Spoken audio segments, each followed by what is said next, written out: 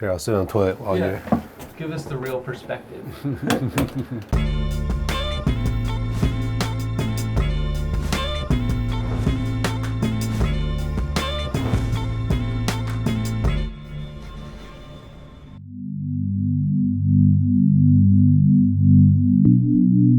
Cool, so guys, we are here with Setter. This is Adam with Setter, and we are doing a 10-point safety check and home consultation. You ready?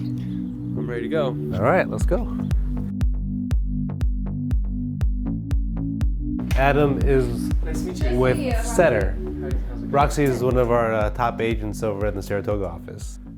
Adam, why don't you tell Roxy what Setter does? Setter is essentially a virtual property manager. Okay. We're general contractors, and the idea is we come from the custom building space. And in custom building, we did project management.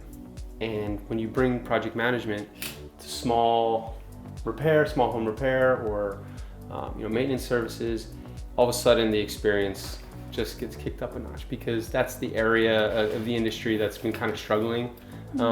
People don't always know who to call if there's a little leak in the faucet. You're not going to call a contractor. You could call a plumber. Do you know which plumber to call? So the idea is that you have one place to come where you're going to have someone get access to them easily on your phone through an app. But you have live people to talk to. People like me, who I've been in the construction industry for 20 years. And ideally, we're not here all the time because we're trying to stay out of your way. If you wanted us to come, we would be happy to come. But what we're doing today is we're doing a home consultation. So this is like the first interaction. Mm-hmm. When you join Setter, you essentially request to meet a home manager. That's who I am. And I tell you a little bit about what we do. Depending on how interested you are, this is the pitch. But then, what are your pain points? What are the projects that you would like to do around the home? I can go look at those items real quickly, document them, take a photo, and come back to you with a quote pretty quickly on that. But in the other pieces is really to be there for homeowner advocacy and support. So if you're okay with it, I would like to take a few photos of the house, document the model numbers and serial numbers on your appliances. This way, if something ever came up, you wouldn't have to go through the process of finding out the model number and serial number. I already had that, and I could just say, I already know you've got, Kenmore or a Viking or, whatever it may be, and I could contact the right pro to come out and do a service call for you. The way this typically starts is, any specific items that you're interested in pointing out to me, that's what I'm here for. That's what the home consultation's about. To make sure we get directly to those pain points that you have.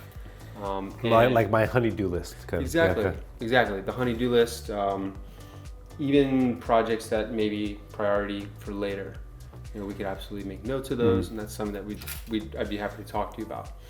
But in addition, we're here to also kind of just make sure that all the critical safety points are being noted and addressed. One of the first things that I'm noticing, in this room is I don't see any smoke detectors, and that's number one on our list. Okay, what is the California requirement? Right.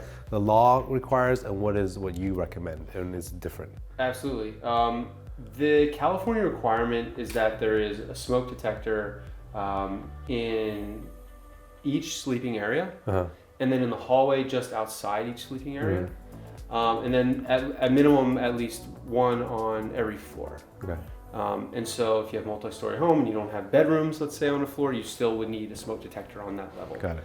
But the critical thing is that if there's a fire or there's smoke at night, it's got to be in the bedroom. And that's the last place that people want them, because they're loud and they're annoying. Right.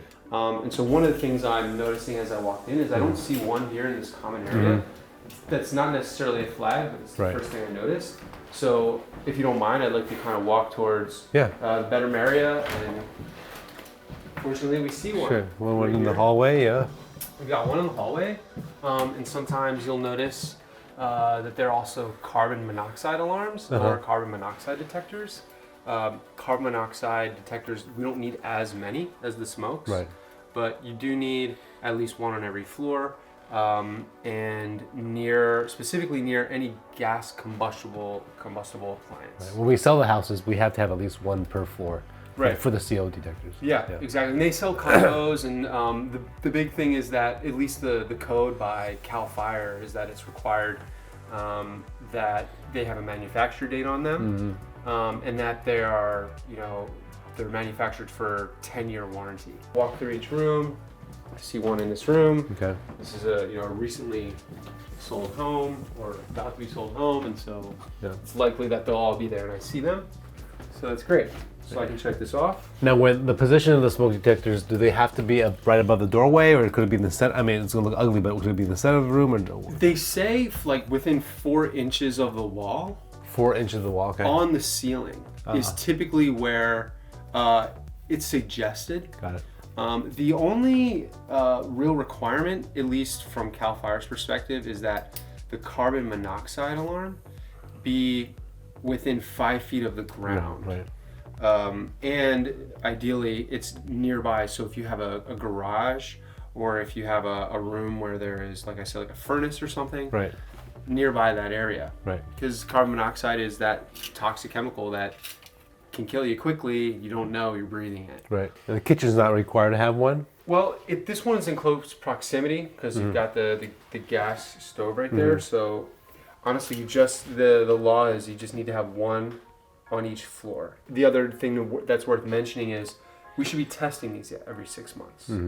Every 6 months. And then in terms of a lot of times battery replacement. So what is your recommendation? Because a lot of my clients, they buy a house, one set goes off, they replace the battery in this one, next thing you know, a few months later, this one goes off. And so what's your recommendation in terms of when and how often to replace the batteries and, Right. So it's recommended at least once a year that we're testing them every 6 months, but it's once a year that we're double checking the batteries specifically. I doubt there's a sump pump on this house, but it's worth asking. A lot of times, especially in Atherton and Woodside, a lot of the homes that are a little bit further out, they have sump pumps in basements, or they have them in the backyard. I know in Palo Alto they have them a lot, and that's a really important device. So if this had a sump pump, you would walk me through how to use it? Well, no, not in this visit. What I would do is I would document that we have one. And so then I would I would bring in either my field home manager or I would call my plumber to come out for a visit to test it. Next step is electrical. Okay. And so in general, what we like to look for is in wet areas that we've got GFCIs installed. Okay.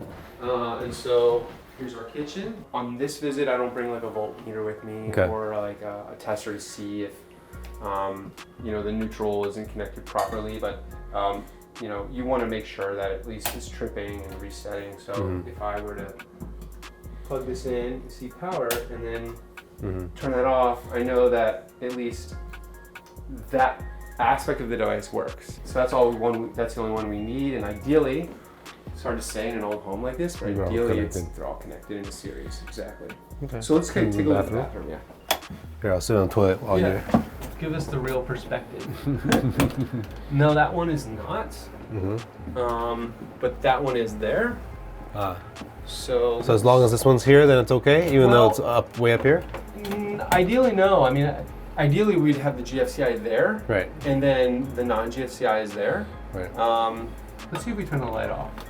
So if we hit this, no, see that's not connected. Okay. So that would be something that I would, during the course of this visit, I would say, this isn't technically up to code. Right. I'm happy to send an electrician out here to give you a quote on what that cost would be. The last piece, since we're in the room, is caulking. Wet areas, we take a look at the condition of the caulking, obviously. Perimeter of the tub, base of the tub. Exactly. Corners. I mean, it's not the end of the world though. I would probably want to clean that up. It doesn't look that great. But it does look, at least for the purposes of this visit, that it's in fine condition. Right. There you go. For the most part, the home consultation is really just to document. Yeah, got it. And do the to-dos. It's not doing like a detailed inspection, but we'll make our own notes and we'll bring it up later. We're really not trying to be like, oh, you got to do this, you got to do this, you got to do this. That overwhelms people, and it's not really the purpose of our service. The idea is that people gain trust in you know, our expertise and our you know, our empathy for, you know, their pain points and focusing on that. We just want to get the jobs done for you. Right. But we are here if you have questions. Yeah. I would say the majority of our projects or our requests are appliance related, appliance repairs. You know, there's a leak, the freezer's not working, dishwasher or something, you know, and that's a big part of it, appliances. It's a pain in the well, it's a pain in the butt to reach out and find an appliance repair person. I mean, you got these small mom and pop shops that, you know, may or may not be busy, or you may or may not be able to trust them. And then like you go with a manufacturer warranty or manufacturer, and it's like you have to call, like be on hold for like half an hour trying to get somebody. Yeah, and what we found, especially for the Bay Area in general, there is a limited supply of trades. You know, it's expensive to live here. Most tradespeople, while we make good money in the Bay Area, it's not like other cities where there's, you know, like an army, a surplus of providers. So what does that mean? They don't have to be as responsive because the competition is not as tough. And so while I'm not saying, I mean, I think they do great work, and I've worked with tons of great tradesmen over the years. I've learned from great tradesmen myself. The reality is that, you know, the competition that lacks, you know, really requires someone like Setter, I feel like, to support them, to help them take care of the things they don't want to deal with.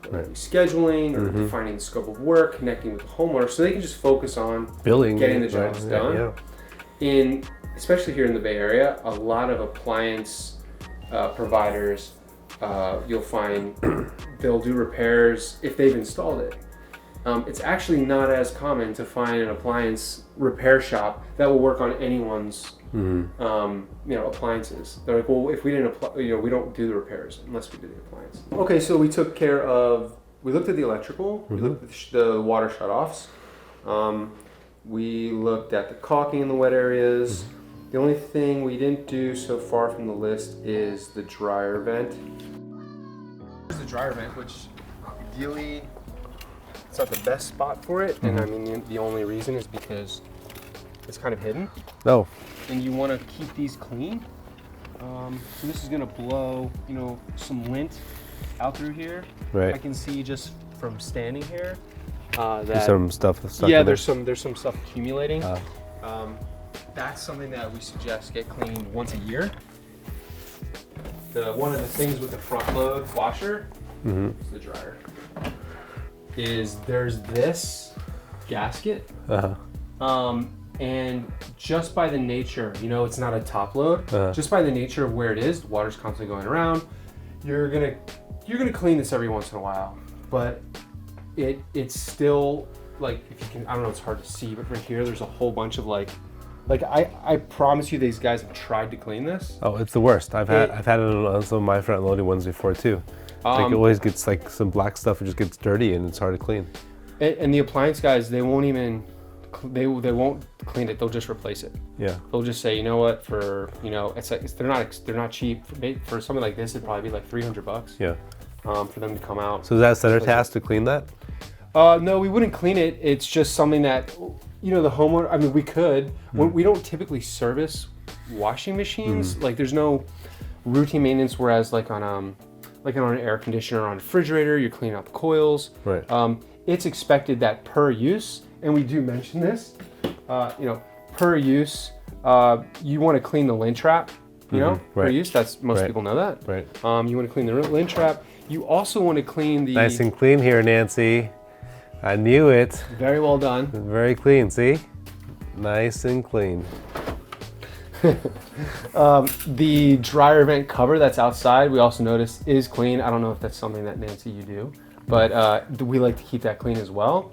And that's something that is kind of up to the homeowner to do.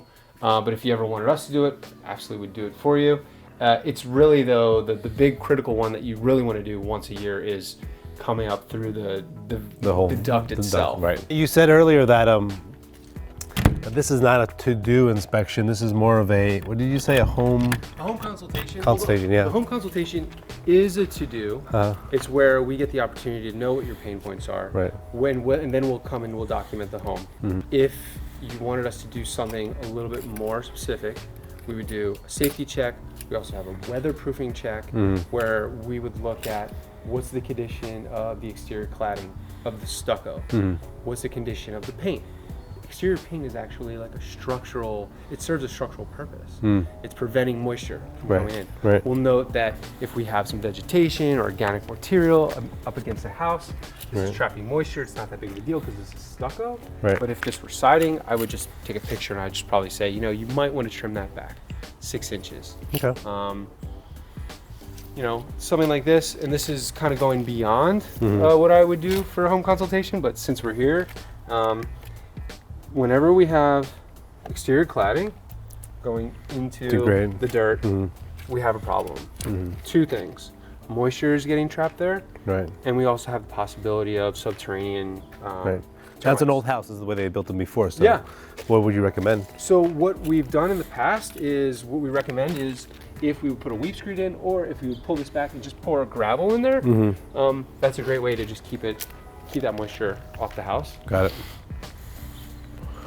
The other thing, we just take photos at this point. I'm not going to do like a roof inspection or anything like that. Right. If you ever obviously had questions about your roof, Yeah. I'll tell you what I thought. Is roof replacement something that you guys can do though? Yeah. I'm sure you guys have roofers that can give us estimates on roof replacement. Absolutely. That's one of the easiest ones to get estimates on, because it doesn't cost anything to get a roofer out there to give an estimate. You don't have to be home to get a roof estimate. They can drive by and get it to us pretty quickly. And we're trying to bring all the good things that technology can do, track every little data point and touch point. If we can do that and we can figure out the best customer experience, which it's easy to do with technology, then I mean we're finally doing what is really necessary. Tradespeople are focused on the job. They're not really paying attention to like, did you have a good experience today? Right. Yeah. They're on to the next one.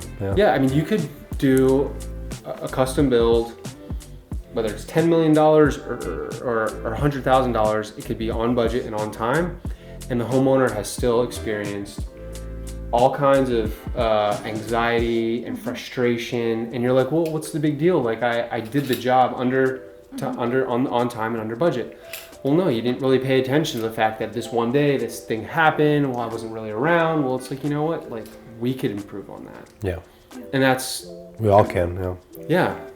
So I mean, to imagine like data scientists and marketing people and customer success people getting behind me to just come do an inspection report, it sounds like overkill, but in the end, we can scale this to a point where like you're transforming the whole industry. Like that's exciting.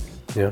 Yeah, and staying in touch and doing that maintenance, it's going to help people long term also save money on larger repairs later, issues that they could have later, and then they can use that money as maybe an unforeseen cost or whatnot to do the projects that are fun. Yeah, you know? yeah. The kitchens and the bathrooms and the beautiful things that make a difference, not the leak that's now ruined their floor. Right, exactly. No, that's a good point. Honestly, you should. I hope you got that. We're going to use that in our commercials. That's exactly what it is, though. Yeah. But listen, I thank you for your time and letting me come into your home and get to show Alex a little bit about what we're doing. Thanks, Adam. It was good meeting Nice you. to meet you, Adam.